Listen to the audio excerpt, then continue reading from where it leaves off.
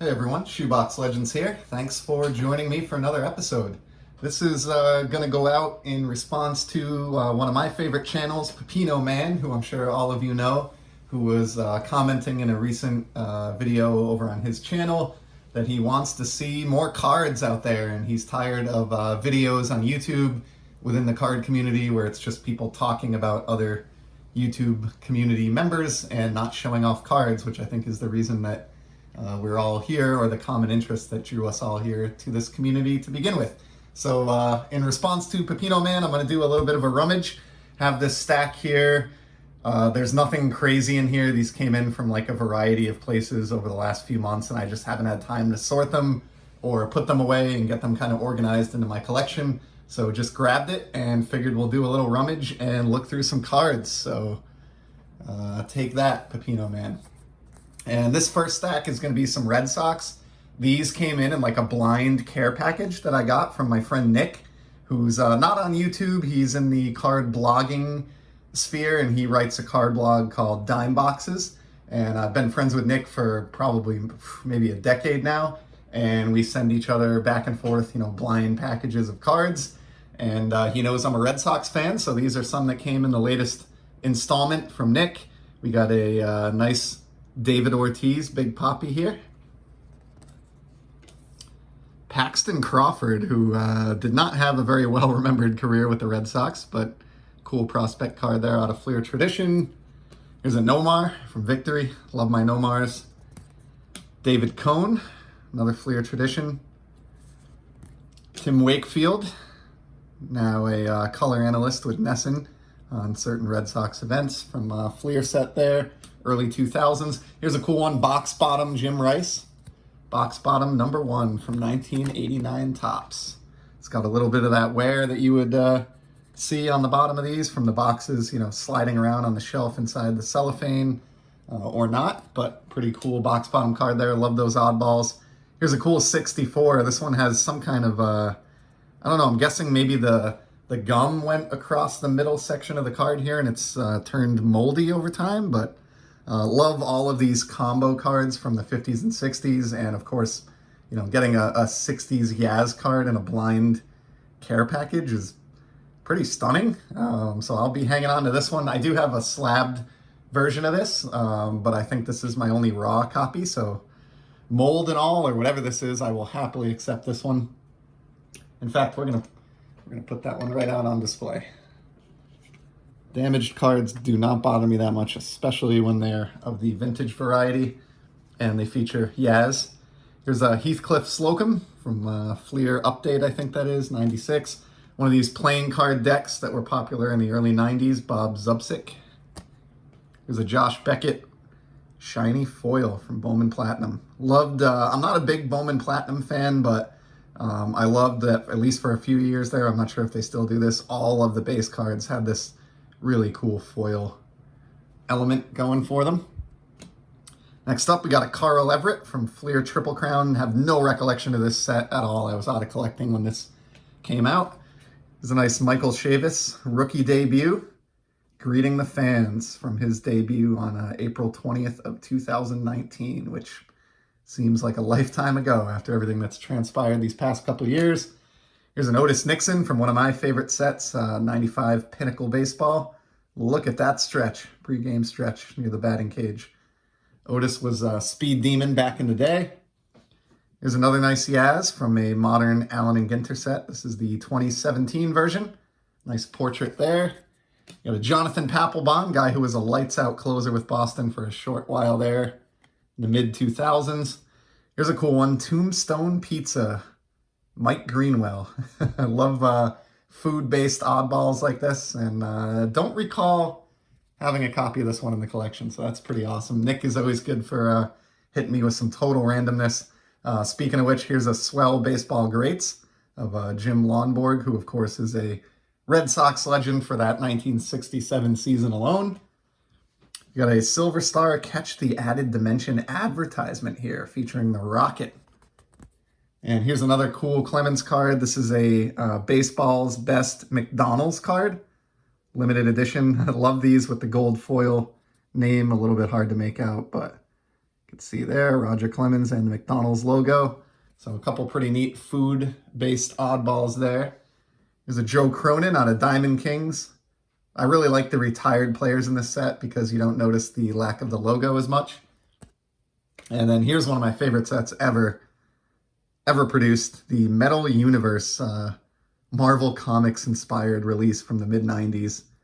Absolutely classic. Mo Vaughn's got a robotic leg here, right leg, which you don't see on a lot of cards. And I just love the kind of easygoing or carefree nature of this set. I know it's a little bit ridiculous and it's not for everybody, but to me it's really cool, and happy to have another single from that one. And really coming with some heat here, we follow that up with one of my favorite parallels ever, the Diamond Anniversary cards out of 2011 Topps. Talked recently about Okajima and his sort of violent delivery. And this one's actually a pretty calm photo compared to his usual delivery, but love these parallels. And I'm very, very close to a complete Red Sox team set from Series 1, Series 2, and Update from 2011 of these. So I'm going to have to check this one against that list. Here's a Paw Sox card, AAA All-Star Game from 1989, Tom Bolton of the Paw Sox. Really cool oddball there. Definitely didn't have that one. And then here are two other neat ones. In 2008, the flagship top set had white borders, but in the opening day set, they made the cards red bordered, which is pretty awesome for, you know, a team with a lot of red in the coloring. And of course, works ideally with the Red Sox. I am working on a team set of this as well, just for that reason. And so I'll check Kevin Youkilis and Mike Lowell against my in-progress team set. Here's a Sports Illustrated Eck from 98. Another awesome oddball for those of you that remember KB Toys. Here's a KB Kings of Hall of Famer Jim Rice. Again, love the red border in this design, and even more so, just love the memories of KB Toys that I have from being a kid. Going there, it was like the most crowded little toy store in the mall, but it was always fun to walk through. Here's a cool one, Ricky Henderson on a flagship Upper Deck card from his short-lived stint with the Red Sox. And then another nice Eckersley to close it out, showing the fork ball or the splitter there to the camera. We'll put that one up on display. That's a nice Eck right there. He does a great job with color commentary these days for Nesson. I catch a lot of Red Sox games and a lot of Eckersley as a result. And that does it for the cards from Nick, but I've got about maybe 10 or 15 singles here that I've picked up. This one's got a funny story behind it. I actually grabbed this on Sport Lots by mistake because I thought it was the chrome version of these 65 inserts, which are these really cool, shiny versions. But turns out I bought the paper copy, quote unquote, even though I don't like that term. But you know what? For $1.50, it's a kind of a cool Cabrian Hayes rookie card, and didn't really have him represented in the collection, so I'll take it. And on that note, here is one of the ones I thought I was chasing. These Chrome 65 cards, which are all basically like refractors as far as I can tell, are just awesome. I would love to grab some more of these, but they're kind of demanding a few bucks a piece in the marketplace right now, so I'll probably hold off and see if I can get some deals down the line on Sport Lots or ComC. But did grab this Devers because I really love collecting Devers, and it was available for like $1.50 on eBay with I think $1 shipping. So I wanted to at least secure one of these. The lighting is not doing it justice. It's a little bit bright in here today, but just trust me when I say that these look really incredible in hand. And here's another Devers. This was actually thrown in as a freebie. It's one of those home run challenge cards. I'll happily accept it. I'll take any Devers card. But this came in a auction win for a much more impressive lot of 3 Devers cards that I picked up recently. So I won't get to those today, but coming soon. A little teaser there for a future video. Do have some pretty nice Devers on the way. This was also a free throw-in on an auction win, which I thought was pretty generous. It's a first Bowman of Bo Bichette. So Bowman Bo Bichette, gotta love that. And I didn't have this card and really don't have Bo represented in my collection at all. So pretty cool to get one for free. Here's one that you probably saw everywhere a few months back, but did grab a couple copies of the Bernie Sanders Sitting in the Mittens inauguration Topps Now card. Don't know why, it just struck me as so strange and sort of interesting that I guess I was drawn to it and ended up grabbing 2 copies. Definitely didn't pay full retail price. I think I got them on eBay for like $3 a piece or something like that. But here's one I got off Sport Lots. I've talked about this a few times, but I love purple cards, especially purple shiny cards. And while I already had a copy of this David Ortiz from 2013 Topps Chrome, I believe, in the team set that I'm working on, I figured I'll grab another for my purple Z Folio that's stuffed full of purple cards, and got this like for a criminally low price, like 75 cents on Sport Lots. Great looking card. Can't go wrong with the Topps Chrome refractors or colored refractors. Speaking of which, here's a Miggy that I got from another seller on Sport Lots, just because it was listed for 25 cents, and it's, you know, a Miguel Cabrera refractor. So you really just can't go wrong at that price point, and happy to have another shiny Z Folio card there. We got a couple hockey quickly up next here. This is one of these 1 per box yellow parallels out of a Champ set that came out over almost 15 years ago now.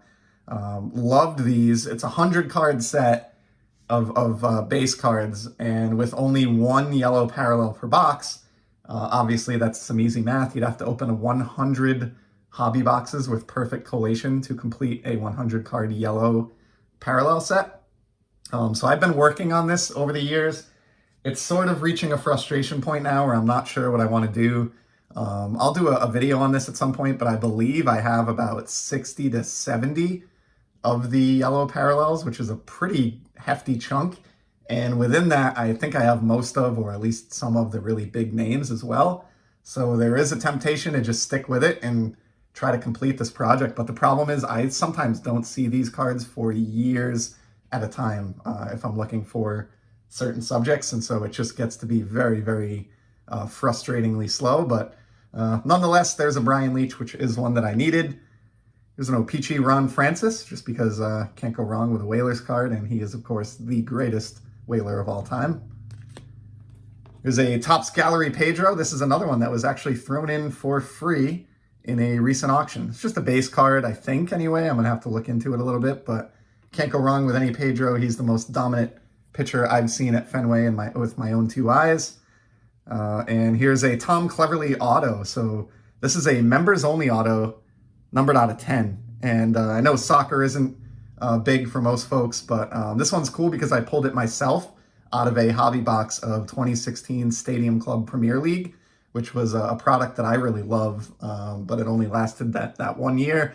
And this was my big hit out of the 1 box that I opened. He's not necessarily a huge name, but it was cool getting an auto that was numbered as low as 10. And so I'll probably actually just stick this one in my soccer card Z Folio here and move on. And just 2 more.